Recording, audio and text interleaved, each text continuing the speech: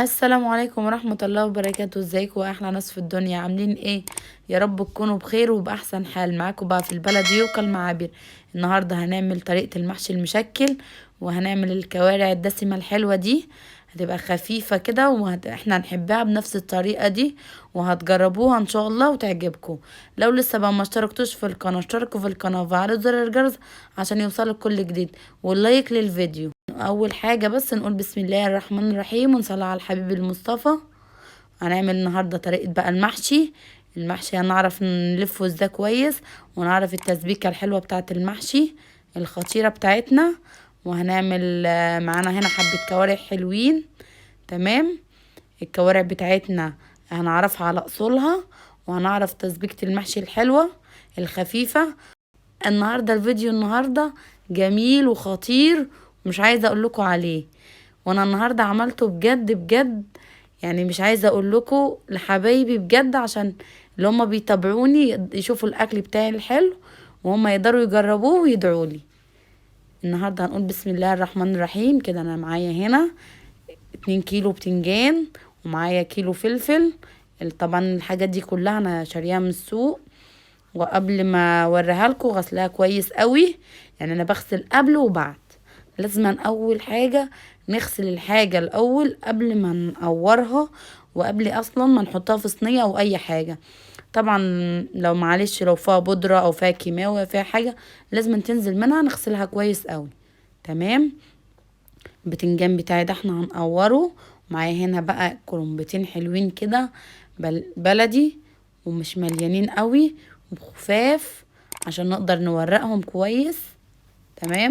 انا هنا معايا هنا بسم الله ما شاء الله تبارك الله 4 رجول. بصوا، مش عايزه اقول لكم احنا غاسلينها ومنضفينها وخطيره. طبعا الحاجات دي كلها السودا اللي فيها او اي حاجه انا طبعا هنضفها بالسكينه. كل الحاجات دي انا بوريها لك. الحاجات دي كلها احنا هنكحتها كده بالسكينه ونغسلها. بص الرجل بتاعتي بيضه وحلوه ازاي. بص النخاع بتاعي اصفر. الكوارع دي حبايبي دي كوارع جاموسي.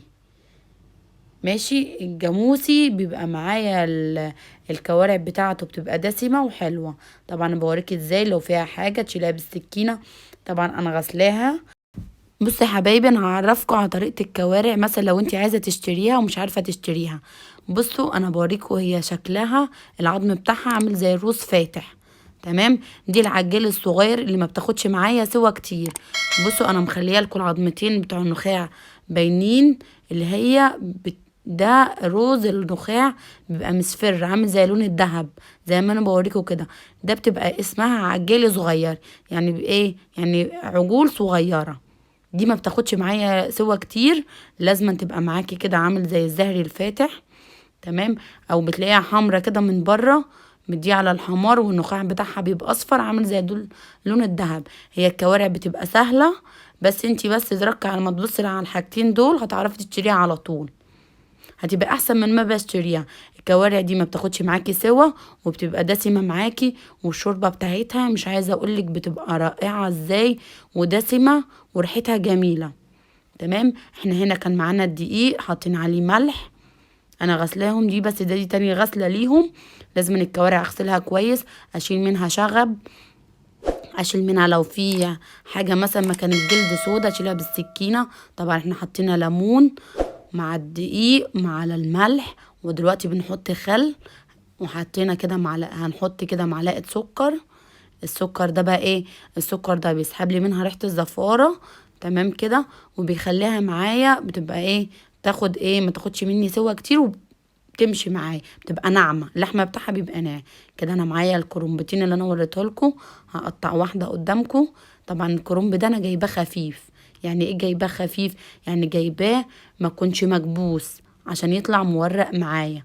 فانت طبعا لما تيجي تطلعيه مورق معاكي تقدري تقطعيه، وتقدري ايه، تقدري تطلعي الورقه بورقتها. عرفتوا يعني ايه الكرنب؟ فرق بين المكبوس وفرق بين المهوي. المكبوس بتيجي تخبطي عليها من تحت بتلاقيها ايه، يعني بتبقى مليانه. دي بقى احنا بنسميها مهويه. تقدري تطلعي كل عرق لوحده كده، طلعيه كل فرغ لوحده. زي ما انا بوريكم كده بتبقى مهويه. بتخش المية جواها بتبقى خفيفة ومبقاش فيها عروق كتير. تمام، انا كده بوريكم احنا كده بنفرغها ازاي. بتفرغيها بنفس الطريقة دي. هو في كذا تفريغ للكرنب، بس هي دي بتبقى سهلة. انا حبيت اعملها للناس اللي هي لسه ما بتفرغش الكرنب. تمام، انا هنا كده معايا المية بتغلي. لازم لما تيجي تسلقوا الكرنب يكون معاكي حلة كبيرة عشان تعرفي تاخدي فيها راحتك، الكرنب ما يكسرش معاكي. انا هنا كده معايا رشة كمون. الكمون ده بقى يا حبايبي حلو قوي للكرنب وفايدته عالية. تمام، هنا معايا المية تسخن. لازم نسيبها تسخن وتطلع بخار زي ما انا بوريكوا كده 10 دقايق، وهنقلبها على الجنب التاني. لو الكرنب بتاعنا مش مورق احنا بنعمله بقى بطريقة تانية. تمام كده، هي عشان الكرنبة معايا خفيفة فانا بسهولة هقدر اقلبها، وبسهولة اللي هو الورق بتاعي مش هيغيب معايا. طبعا احنا عايزين الورقة معانا يا مدوبك تدبل في المية شوية، قيمة دقيقة كده بالظبط اقل كمان، ونروح مطلعينها. الورق هيبقى معانا سهل في التقطيع، وهيبقى معانا سهل في السوى. تمام كده، ومش عايزين الورقة بتاعتنا تبقى مهرية، عايزين الورقة بتاعتنا تبقى ماسكة نفسها، تشدي فيها مهما تشدي ما تتقطعش. تمام كده، احنا سلقنا الكرنب بتاعنا كله زي ما انا وريتكم كده. تمام، احنا كده هنحط زيت. طبعا انا هنا بفضل اكتر حاجة في التسبيكة بتاعة المحشي او البصل بتاع المحشي اساسها بتبقى زيت. حابة تحطي معلقة سمنة زي اللي انا حطيتها، حابة مش حابة دي حرية شخصية. بس هو الكرنب التسبيكة بتاعة المحشي بتبقى محتاجة اكتر حاجة الزيت. تمام كده، اتفقنا على كده. تمام، هننزل معانا بالبصل ده. البصل ده يا حبايبي اكتر من نص كيلو. بصراحة انا بحب البصل كتير في المحشي. البصل كتير بيخليه مزز معايا، وبيخلي ريحة التسبيكة معايا مفحفحة وحلوة، وبيدي طعم تاني في المحشي. يعني ده بالظبط كيلو الا ربع. لو انت عايزة احط كيلو حطي ومش هيخسر. رك ما هيدبل هتلاقيهم حبة قليلين خالص.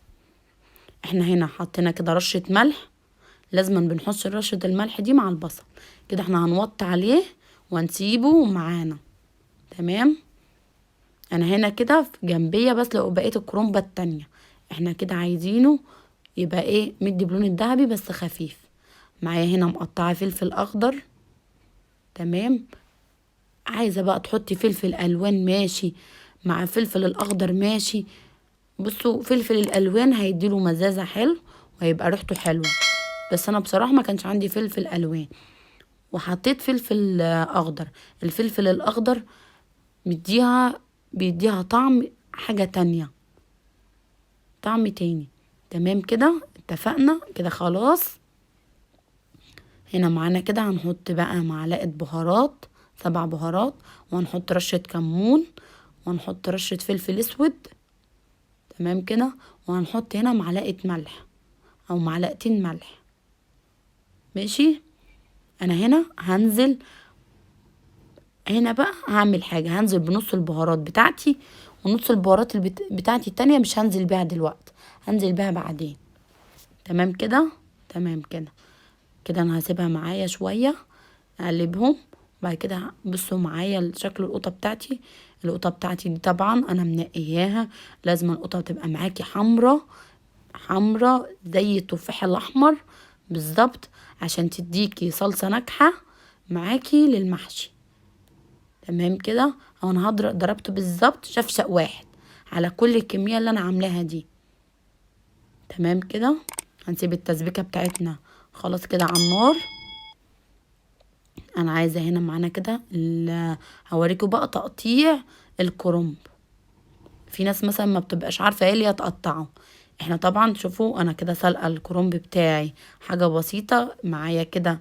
الورق بتاعتي ماسكة معايا وبتتقطع بسهولة كده. هنمسك العرق من فوق هنروح مقطعينه، وهنمسكها بالشكل ده اللي هي تتقطع معانا. بصوا يا حبايبي، هو ده في الاول بيرجع لسليق الكرنب. طبعا احنا عشان مش سالقين الكرنب جامد قوي. تمام، فالورقة ماسكة نفسها معانا. طبعا انا بقطع بالشكل ده عشان ايه؟ عشان انا عايزة الورق بتاعي معايا يبقى وسط. تمام كده اتفقنا.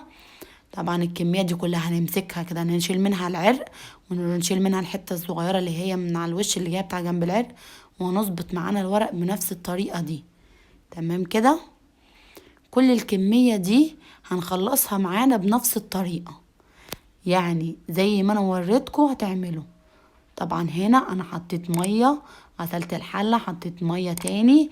طبعا هنا لسليق الايه، لسليق الكوارع. انا معايا هنا فلفل اخضر، معايا بصلتين كبار، معايا 4 قطيات. طبعا هنا المية هنا معايا غالية سخنة.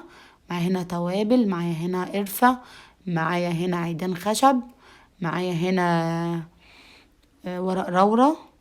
طبعا احنا هنا المية بتاعتنا نزلنا فيها البهارات بتاعتنا قبل ما ننزل بالكوارع. طبعا الكوارع بتاعتنا اتغسلت يا حبايبي، وشطفناها كويس قوي وقطعناها. بصوا الكوارع بتاعتي حمرا ازاي وخفيفة، وبصوا بسم الله ما شاء الله عليها، يعني بسم الله تبارك الله. الكوارع بتاعتي هتديني ان شاء الله باذن الله شوربة رائعة هايلة. تمام كده. احنا نزلنا الكوارع بتاعتنا كلها. هنسيبها بقى براحتها على النار، هنعلي عليها شوية وكان نوطي براحتنا كده. معانا شفشق الطماطم معانا كده. بصوا بسم الله ما شاء الله عليه، بصوا ريحة الصلصة جميلة كده. انا معايا هنا معلقة صلصة كبيرة. طبعا الصلصة دي بتاعتي مش بطرمانات، الصلصة دي بتاعتي انا بعملها في البيت. تمام. الصلصة دي ببقى عيناها، ببقى عاملاها ومسبكاها وبشيلها، بحتاج منها لأي حاجة، بدل مثلا ما بشتري صلصات من بره. لا، دي الصلصة بتاعتي بتبقى جاهزة. انا بصراحة محبش البطرمانات دي. طبعا معانا الخضرة نزلنا بيها، معانا كزبرة، معانا بقدونس، معانا سوري، قلنا معانا كزبرة، معانا بقدونس، معانا شبت. طبعا الشبت بيبقى حلو كتير بالذات في المحشي، بيديله طعم وبيديله ريحة. انا بحب الشبت كتير بيبقى في المحشي، هو بيديله طعم رائع. تمام كده. احنا حطينا شفشق طماطم متسبك خلاص، وحطينا هنا معلقتين صلصة كبار، وحطينا كده الخضرة. تمام كده.